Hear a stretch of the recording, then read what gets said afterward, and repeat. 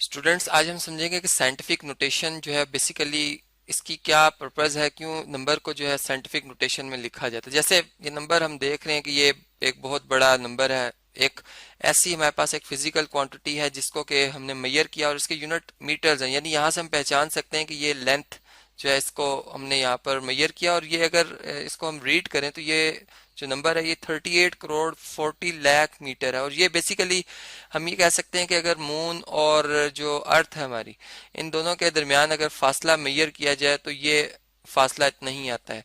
अब इस फासले को याद रखना, इसमें जो ये डिजिट्स आ रहे हैं इनकी तादाद सही सही लिखना, ये ज़रा डिफ़िकल्ट वे। तो हम इसी नंबर को अगर एक छोटे अंदाज में पावर ऑफ 10 में, यानी 10 की ताकत की शक्ल में लिख दें तो ये साइंटिफिक नोटेशन में आ जाएगा। यानी इसके लिए एक बेसिक रूल ये होता है कि हमारा जो नंबर है इसका इसको जब हम साइंटिफिक फॉर्म में तब्दील करेंगे तो इसमें जो डेसिमल है, डेसिमल से पहले जो नंबर होगा वो कोई एक नेचुरल नंबर होना चाहिए या नॉन जीरो नंबर होना चाहिए। ठीक है, तो यानी अब अगर हम देखें तो यहाँ पर वो नंबर जो है वो 3 है, इसको हम यहाँ पे लिख देंगे। अब ये -3 भी हो सकता है, यानी कुछ ऐसी मेजरमेंट्स भी जो कि नेगेटिव भी होती हैं। तो हमारा ये होता है पर्पस के जो पहला डिजिट है वो नॉन जीरो होना चाहिए और उसके बाद जो तरतीब है डिजिट्स की वो वही रहेगी। अब ये आप जानते हैं मैथमेटिकली कि ये 3.84 लिख दें या 3.8, यहाँ पर एक दफ़ा इसको दोबारा से ज़रा लिखते हैं जी, 3.840 लिख दें या 2 3 4 zeros और लगा दिए जाए तो मैथमेटिकली दोनों बराबर हैं। हम यहाँ पे सिग्निफिकेंट फिगर्स को इस वक्त जो है वो डिस्कस नहीं कर रहे। तो फिलहाल हम ये कहते हैं कि ये हमारे पास 3.84 और इनटू, अब ये 10 की कितनी पावर बनेगी ये हमने देखना है यहाँ पे। तो बेसिकली जब डिजिट को मूव किया जाता है राइट साइड पे, अगर आप देखें तो यहाँ पर राइट साइड पे हम मूव कर रहे हैं, सॉरी लेफ्ट साइड पे मूव कर रहे हैं।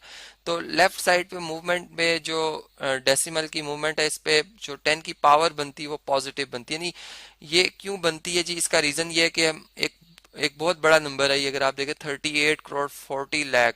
अब मैं इसको 3.84 की शक्ल में लिख रहा हूँ तो जाहिर बात है कि डेसिमल अगर इधर शिफ्ट हुआ है लेफ्ट साइड पे तो कितने डिजिट मूव हुआ है। अगर हम इसको देखें तो 1 2 3 4 5 6 7 8, हमने इसे 8 डिजिट जो है वो मूव किया है लेफ्ट साइड पे।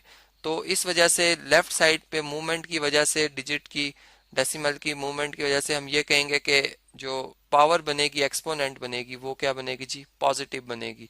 तो यहाँ पर हम इसे अपने पास नोट भी कर लेते हैं कि ये पॉजिटिव बनेगी जी। ठीक है, और अब कितनी हमने गिनी थी जी, 8 गिनी थी। तो यहाँ पर हम 8 लिख देंगे और साथ में जो यूनिट है एज इट इज यूनिट आ जाएंगे, क्योंकि यहाँ पर हमने यूनिट्स को जो है वो चेंज नहीं किया, हमने सिर्फ जो नंबर की रिप्रेजेंटेशन है उसकी नोटेशन को हमने चेंज किया। तब ये नंबर बन गया जी 3.84 इंटू 10 पावर 8 मीटर।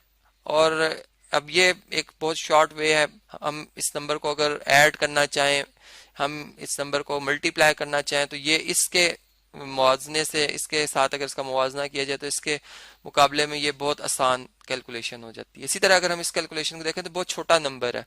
अब इस जैसे बहुत बड़ा नंबर था, ये बहुत छोटा नंबर है, एक टाइम को रिप्रेजेंट कर रहा है। क्या पता ये किसी जो है वो इलेक्ट्रॉन की जो वाइब्रेशन है उसके टाइम पीरियड को रिप्रेजेंट कर रहा है, या फिर कोई बहुत ऐसी तेज चीज जो कि मूव मूव करी उसके टाइम को रिप्रेजेंट कर रहा है। अब टाइम के यूनिट सेकंड है, यहाँ से हमने इसे पहचाना।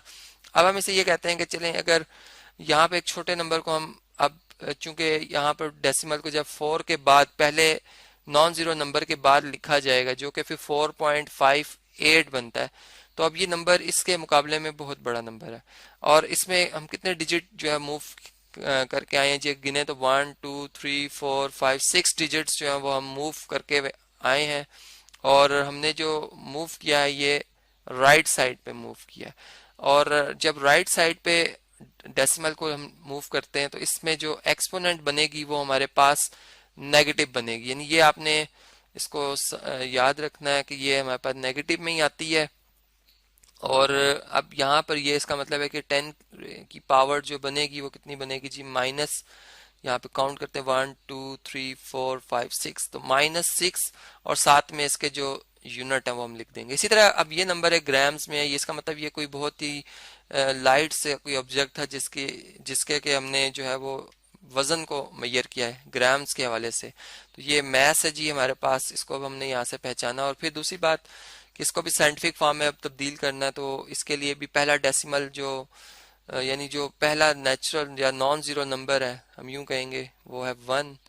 तो यहाँ पे 1 आ जाएगा, फिर 0.6 आ जाएगा और 10 मल्टीप्लाई बाय 10 पावर कितनी बनी 1 2 3 4 5 6 7 8 9 10 11 12 12 बनेगी और नेगेटिव बनेगी चूंकि हमने राइट साइड पे मूव किया।